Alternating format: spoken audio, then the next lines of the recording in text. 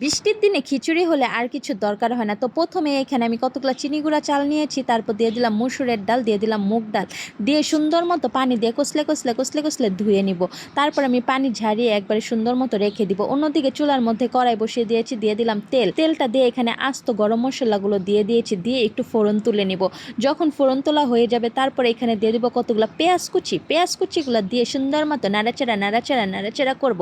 যখন দেখবেন পেঁয়াজটি একটু ভাজা ভাজা ভাজা ভাজা হয়ে গেছে তখন এখানে দিয়ে দিব আদা রসুন বাটাটা দিয়ে আবারও সুন্দর মতো ভাজা ভাজা ভাজা ভাজা করে নেব, যাতে আদা রসুনের কাঁচা গন্ধটা চলে যায়।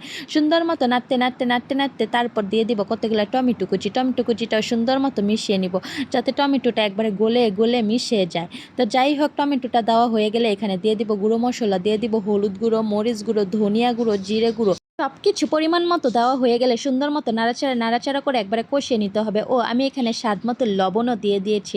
লবণটা দিয়ে লাড়াচাড়া করবো। এখন একটু সামান্য পানি দিয়ে দিলাম যাতে মশলাটা পুড়ে না যায়। তো সুন্দর মতো মশলাটা কষিয়ে নিতে হবে একবারে ভালো মতো। যখন দেখবেন কষাতে কষাতে কষাতে কষাতে একবার উপরে তেলটা ভেসে উঠেছে, ওই পর্যায়ে এখানে দিয়ে দিব কতগুলো কাঁচামরিচগুলো কিন্তু আমি আস্তই দিয়ে দিয়েছি, যাতে শুধু ফ্লেভারটা অ্যাড হয় আর কিছুই না হয়। তারপরে এখানে দিয়ে দিলাম কতগুলো আলু কুচি কুচি করে কেটে রাখা। আমার হাজব্যান্ড আবার খিচুড়ির মধ্যে আলু খুবই খুবই পছন্দ করে, তাই আমার সব পদের মধ্যে খিচুড়ির মধ্যে হোক আর মাংসের মধ্যে হোক আলু দিতে হয়। তো যাই হোক, আপনাদের বাসায় কে কে এরকম আলু পাগল আছে অবশ্যই জানাবেন।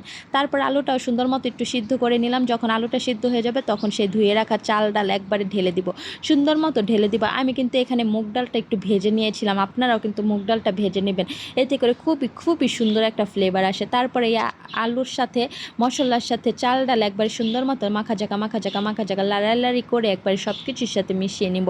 ভালো মতো কিন্তু মিশিয়ে নেবেন অবশ্যই। যখন একবারে চালটা ভালো মতো নাড়াচাড়া করে একটু ভাজা ভাজা হয়ে যাবে, ওই পর্যায়ে চালের ডাবল পরিমাণ আমি পানি দিয়ে দিব। ফুটন্ত গরম পানি দিয়ে দিবেন এখানে অবশ্যই যেই পরিমাণ চাল ডাল নেবেন তার ডাবল পরিমাণ এখানে দিয়ে দিবেন গরম পানিটা দিয়ে সুন্দর মতো নাড়াচাড়া করে একবারে ঢাকনা দিয়ে দমে রেখে দিবেন। সুন্দর মতো নাড়াচাড়া করতে হবে।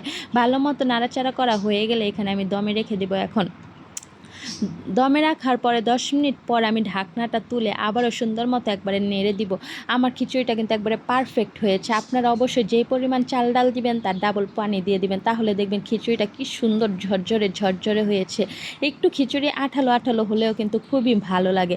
তো উল্টে দিলাম, উল্টে দিয়ে কিন্তু আমি এখানে আবারও দমে রেখে দিব। আপনারাও নেড়ে চেড়ে তারপর আস্তে আস্তে করে এটা একবারে দমে রেখে দিবেন। তারপর ঢাকনাটা তুলে কতগুলো ধনিয়া পাতা কুচি দিয়ে দিলাম এখানে ঘিটা দিলে খিচুড়ি যে কি মজা হয় বন্ধুরা, বলে বোঝাতে পারবো না। অবশ্যই ঘিটা দিবেন। ঘিটা দেওয়ার পরে আবারও দমে রেখে একবার পরিবেশন করবেন। গরম গরম খিচুড়ি খেতে যে কি মজার হয়।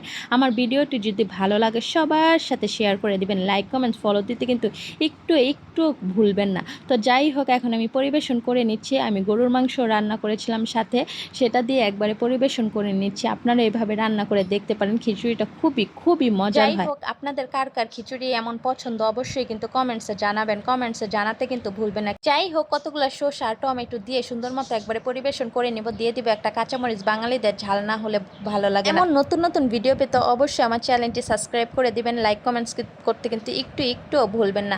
আজকের মতো এই পর্যন্তই। আল্লাহ হাফিজ।